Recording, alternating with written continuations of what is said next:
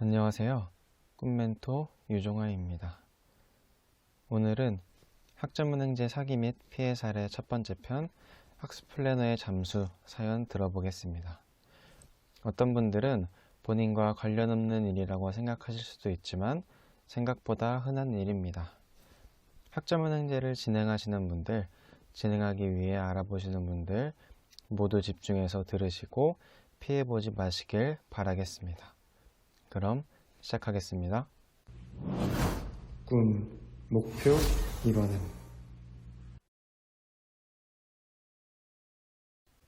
안녕하세요.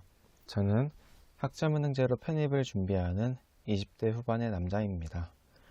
이렇게 사연을 올리게 된 이유는 제가 겪은 일을 다른 분들은 똑같이 겪지 않기를 바라기 때문이고요. 꼭 제 경험을 참고하셔서 문제없이 원하는 과정 이수하시길 바랍니다. 저는 어렸을 때부터 팔자가 안 좋아서 자주 고생하던 사람이었습니다. 6살 무렵에는 유치원을 마치고 집에 데려다 주시는 기사님께서 저희 집과 10km 정도 떨어진 곳에 저를 잘못 내려주셨는데요. 추운 겨울 저녁에 어렸던 저는 엄마를 기다리다가 김밥집 앞에서 잠들었고 겨우 김밥집 사장님이 발견하셔서 얼어 죽지 않고 살 수 있었죠. 초등학생 때는 계곡에서 한 번, 바다에서 한 번 물에 빠져서 죽을 뻔했었고요. 중학교 때는 수련회가 마치고 돌아오는 도중에 들른 휴게소에서 저만 빼놓고 버스가 출발하기도 했습니다. 핸드폰이 없어서 겨우 주변 사람에게 빌려 부모님께 연락을 드렸지만 부모님은 모르는 사람의 전화를 받지 않으셨고 선생님은 3시간에 걸쳐 학교에 도착하고 나서야 제가 없다는 사실을 아셨습니다. 그때의 트라우마 탓에 지금까지도 휴게소에서는 혼자 내리지 않습니다. 아무튼 그 이후에도 다사다난한 세월을 보낸 저는 성인이 된 다음부터는 다행히 큰일이 없었습니다. 물론 그 학습 플래너를 만나기 전까지는요. 학생 때 공부를 그리 잘하지 않았기 때문에 학교를 졸업하고 나서는 대학에 가지 않고 곧바로 일자리를 알아보았었는데요. 처음에는 멋모르고 돈을 많이 벌 수 있다는 택배 상하차 일에 뛰어들었습니다. 그때 남는 건 체력밖에 없었기 때문에 자신 있었는데 이틀 나가고 몸살이 나서 못 나가게 되었죠. 그 다음에는 몸 쓰는 일을 피해서 일자리를 알아보다가 무슨 마케팅 회사라는 공고를 보고 지원하게 되었어요. 마케팅이 뭔지도 몰랐지만 뭔가 있어 보인다는 이유로 일하려 했습니다. 들어가 보니 무작위로 가게들, 주로 식당에 전화를 걸어서 인터넷으로 광고를 해줄 테니 어느 정도의 비용을 지불하라는 그런 일을 하는 곳이었어요. 그런 직업이 있다는 건 그때 처음 알았기 때문에 낯설고 수상쩍기는 했지만 자기가 하는 것에 따라 한 달에 200~300만 원 기본이고 500에서 1000만 원도 벌어갈 수 있다고 하여 일을 시작했었죠.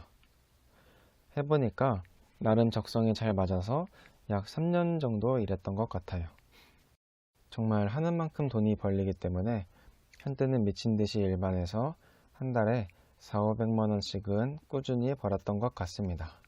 거기서 팀장까지 달았고요. 하지만 사람을 상대하는 일이다 보니 스트레스가 여간 심한 것이 아니었고 언제까지 이런 일을 할 수는 없을 것 같아서 그만두게 되었습니다. 그 후 군 입대를 했고 전역할 때가 가까워지니 어느새 20 후반을 바라보고 있더라고요. 쌓아놓은 것은 별로 없는 것 같은데 세월이 너무나 빠르게 지나갔습니다. 이대로 가만히 있다가는 아무것도 없이 30이 넘어버릴 것만 같았어요. 그래서 군대 말년에는 남는 게 시간이니 뭔가를 준비하면 좋을지 열심히 찾아보았습니다. 군대 말뚝을 박아버릴까? 아니면 경찰이나 소방공무원을 준비해볼까? 아니면 어떤 자격증을 준비해볼까? 고민이 됐죠. 그런데 인터넷을 검색하다가 여러 직업 중에서 눈에 띈 직업이 있었습니다. 그건 바로 물리치료사였어요. 정말 뜬금없을 수도 있지만 학력도 부족하고 특별한 경력도 없이 나이만 들어가는 저로서는 주변에서 인정받을 수 있고 연봉도 높은 전문직이 꿈처럼 다가왔거든요. 그런데 병원에서 일하는 물리치료사니 더 멋있어 보였죠. 원래 한 번 꽂히면 그것에만 몰두하는 성격이라 물리치료사가 되려면 어떻게 해야 하는지, 물리치료사가 무슨 일을 하고 연봉은 어느 정도 받는지 알아보았고, 심지어 하루 종일 물리치료사들이 유튜브에 올리는 영상들만 보는 적도 있어요. 그러면서 알게 된 사실은 물리치료사가 되려면 우선 물리치료학과에 무조건 들어가야 한다는 것이었습니다. 하지만 학생 때 내신은 이제 사용도 못하고 수능을 다시 공부하자니 도저히 자신감이 들지 않았어요. 물리치료학과 경쟁률 자체도 장난이 아닌 것 같았고요. 그래서 끓는 냄비처럼 확 열정이 불타올랐다가 내가 도전할 수 있는 영역이 아니라는 생각이 들면서 금방 다시 식어버렸습니다. 역시 나는 이것밖에 안 되는구나 싶으며 열등감이 더 높아지기도 했죠. 그렇게 포기하려고 마음을 먹으려 할 때 그 문제의 학습 플래너를 만나게 되었습니다. 솔직히 마음 같아서는 그 사람의 이름과 교육원을 전부 공개하고 싶지만 법에 걸리기 때문에 위험하다고 하네요. 그래도 한 가지 말씀드리면 꿈 멘토님을 통해 나중에 알게 된 사실이지만 교육원 중에서도 가장 작은 곳이라고 하더라고요. 그런 곳에 속은 제가 바보였던 거죠. 아무튼 그 사람을 처음 알게 된 건 지식인을 통해서였습니다. 물리치료사를 고민했던 초기에 제 고민들을 지식인에 올렸었는데 광고나 장난식 대답밖에 달리지 않아서 무시하고 있었거든요. 그래서 까먹고 있었는데 포기하려고 할 때쯤 누군가 답글을 달더군요. 글을 읽어보니 저와 같은 사람을 아주 많이 만나봤다고 자신을 소개한 학습 플래너였습니다. 그 사람 말에 따르면 학자문행제라는 제도를 활용하면 수능을 보지 않고도 손쉽게 물리치료학과에 편입할 수 있다고 써 놓았었죠. 고졸이든 뭐든 학력은 전혀 중요치 않다면서요. 저는 그때 캄캄한 동굴 속에서 한 줄기의 빛을 발견한 것 같았습니다. 그래서 곧바로 그 사람에게 연락을 했죠. 그러자 정말 누구라도 덜컥 믿을 것 같은 중저음의 매력적인 목소리를 가진 그 사람이 전화를 받았습니다. 그리고 제가 처한 상황, 그러니까 어떠한 학력과 경력도 없는 20대 후반의 군인이라는 사실과 물리치료사를 목표로 하는 것을 유심히 듣더군요. 그리고 저의 말이 끝나자 학자문행제와 편입에 대해서 설명해 주었습니다. 학자문행제는 교육부가 주관하는 믿음직스러운 제도이고 고졸 이상이면 누구나 온라인으로 준비해서 학위를 쉽게 딸 수 있다고요. 그러니 군대에서부터 바로 온라인 강의 수강을 시작해서 과정을 진행할 수 있고 1년 정도만 온라인 강의를 들으면 일반 편입 전형으로 대학교 3학년으로 물리치료학과에 들어갈 수 있다고 말했습니다. 그 외에 제가 어려울 것 같다고 생각할 만한 말들은 일절 꺼내지 않았죠.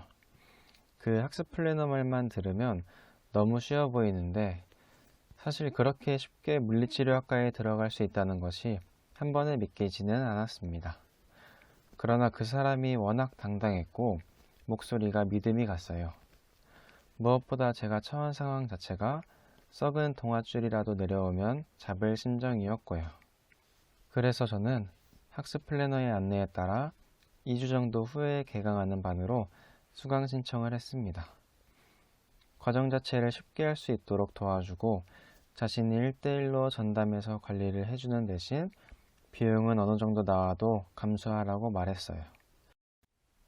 그래서 수강 신청 때 들어간 비용은 제 입으로 말하기도 민망해서 정확히 말씀은 못 드리지만 한 학기에 200만 원 가까이 되는 돈이었어요.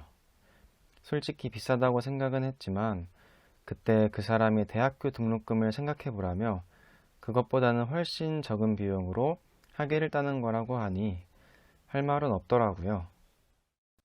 군 입대 전에 어머니께서 자궁암 판정을 받으셔서 수술비로 모아둔 돈을 다 썼던 저는 오랫동안 연락을 안 했던 친구들에게까지 무릎 꿇는 심정으로 돈을 빌렸습니다.